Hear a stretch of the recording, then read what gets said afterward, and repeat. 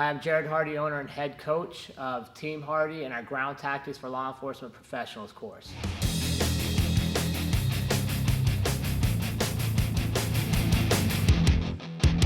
Today I have with me assistant coaches Tim Moeller and Matt Erdman. In this video we're going to demonstrate for you a technique in which the officer can save themselves from a choke and escape a position when the subject finds themselves on their back and the officer is pinned to the ground. In this video, the officer's been knocked to the ground and the subject is on their back. Weapon retention isn't our primary or initial concern because the subject's body is securing the weapon against himself. Our primary threat and what we're going to pay attention to first is the choke coming in. The officer is going to cross their hands in front of their neck, palms out to protect, to keep that choke from coming in. Once the subject commits an arm to the choke and the officer feels it, that arm is the one the officer will keep. The palm that's facing it or touching it will stay. The other hand will release and trap it on the outside of their head. From here, your officer is going to shrimp underneath the subject and pop their head up to the outside, securing the arm tightly. This is highly effective for officers of smaller stature because they're not moving the weight of the subject. They're merely moving themselves underneath of them and using little space. It reinforces the principle of moving yourself, not moving your subjects.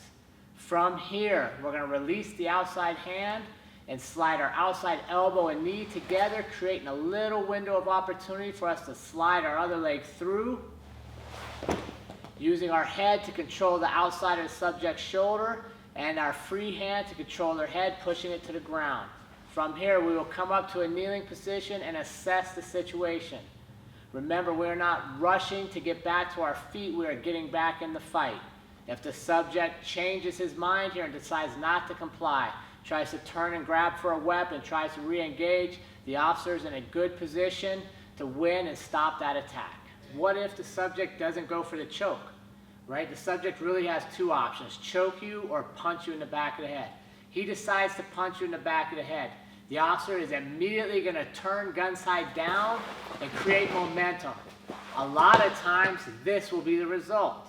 The momentum created forces the subject off of them.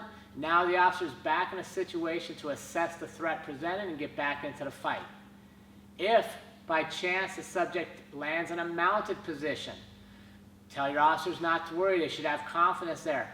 Watch the other video we've demonstrated mount escapes in the past. Now you're right back to a familiar technique where at least you can see your subject on top of you and address the threats presented. Thank you for watching this video. We appreciate any comments or questions you may have about it. Please share the video with anybody that would benefit from it.